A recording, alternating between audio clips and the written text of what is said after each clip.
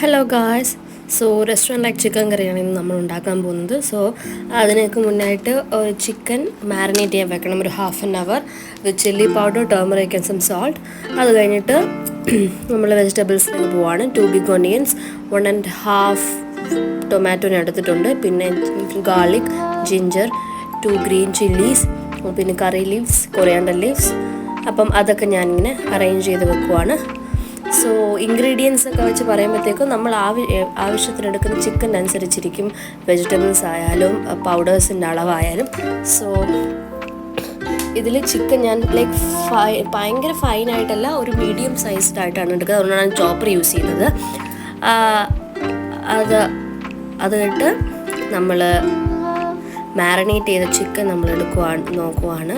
നമ്മളത് ചെയ്യാൻ പോകുന്നതെന്ന് വെച്ചാൽ ഫസ്റ്റ്ലി നമ്മൾ ഫ്രൈ ചെയ്യാൻ പോവാണ്. ഫ്രൈ എന്ന് പറയുമ്പോൾ not deep fry, shallow fry ആണ് ചെയ്യുന്നത്. ചിക്കൻ പീസസ് കൂടുതലായതുകൊണ്ട് ഞാൻ 2 ബാച്ചായിട്ടാണ് എടുത്തത്.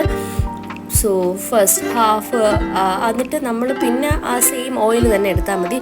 ആ റെഡ് മീറ്റ് കാണുന്നതെന്ന് വെച്ചാൽ കരളാണ്. അതുകൊണ്ട് അതെടുത്തത്. അങ്ങനെ 2 ബാച്ചസും ഫ്രൈ ചെയ്തതിന് ശേഷം 20 minutes വേണ്ട, 50 to 20 minutes, 20 minutes വേണ്ട, 15 minutes മതി. അത് കഴിഞ്ഞിട്ട് ആ സെയിം എണ്ണയിലോട്ട് തന്നെ ആദ്യം ജിഞ്ചറും ഗാർലിക്കും ഇടുവാണ്. ഇപ്പോൾ എണ്ണ കൂടുതലാണെന്ന് തോന്നുന്നവർക്കൊക്കെ എണ്ണ മാറ്റി ഒഴിക്കാം, അല്ലെങ്കിൽ ഇനി വേണമെന്ന് തോന്നുന്നവർക്ക് എണ്ണ ഒഴിക്കാം.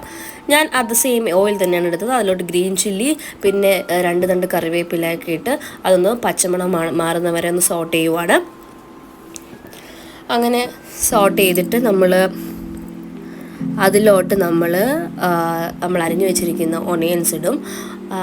അതിൻ്റെ ഒണിയൻസ് വഴറ്റുമ്പോഴത്തേക്കും ഇച്ചിരി ഒരു പിഞ്ച് ഓഫ് ടർമറിക്കും കൂടെ ഇടുന്നുണ്ട്. അതും കൂടെ ഇട്ടിട്ടാണ്. വേണമെങ്കിൽ ഉപ്പ് വേണമെങ്കിൽ ഇടാം, ആവശ്യമുള്ളവർക്ക് ഇടാം, അല്ലെങ്കിൽ ഞാൻ അവസാനമാണ് ഇടുന്നത്. അത് കഴിഞ്ഞിട്ട് ടർമറിക്കും കൂടെ ഇട്ട് നമ്മൾ അതൊന്ന് സോട്ട് ചെയ്യുവാണ്. സോട്ട് ചെയ്യുമ്പോൾ എന്താണെന്ന് വെച്ചാൽ ഓണിയൻസ് നല്ല സോഫ്റ്റ് ആക്കി കിട്ടണം. ഞാൻ അങ്ങനെ എടുത്തേക്കുന്നത്. അങ്ങനെ വേണമെങ്കിൽ നമുക്ക് അടച്ച് വെച്ച് ഒരു ലോ ഫ്ലെയിമിലിട്ടൊന്ന് വെച്ചിട്ട് പിന്നെ ഒന്നുകൂടെ ഒന്ന് ഇളക്കി കൊടുത്താൽ മതി. അത് കഴിഞ്ഞിട്ട് നമ്മൾ പൗഡേഴ്സ് എല്ലാം വേണം. Chilli powder, coriander powder, garam masala. ഞാനിവിടെ എനിക്കങ്ങനെ അളവൊന്നും ഇല്ല. നമുക്ക് കഴിക്കുന്നവരുടെ എരിവനുസരിച്ച് ഞാനിവിടെ 1.5 തോന്നുന്നു എടുത്തത്. അതൊക്കെ ഇട്ട് പൗഡേഴ്സിൻ്റെ പച്ചമണം മാറുന്നവരെ ഒന്ന് നല്ലോണം ഇളക്കി കൊടുക്കുക. അത് കഴിഞ്ഞിട്ട് അതൊന്ന് മൂത്ത് വരുമ്പോഴത്തേക്കും നമ്മൾ ടൊമാറ്റോസ് ആഡ് ചെയ്യുന്നുണ്ട്. അതും നല്ല വഴണ്ട് നല്ല സോഫ്റ്റായിട്ട് അത് മൂടി വെച്ച് വേണമെങ്കിൽ നമുക്ക് ചെയ്യാം. അത് കഴിഞ്ഞിട്ട് നമ്മൾ ഫ്രൈ ചെയ്ത് വെച്ച് ചിക്കൻ ഇടുവാണ്. പിന്നെ ഇതിൽ നമ്മൾ ആവശ്യത്തിന് വെള്ളം ഒഴിക്കുന്നുണ്ട്.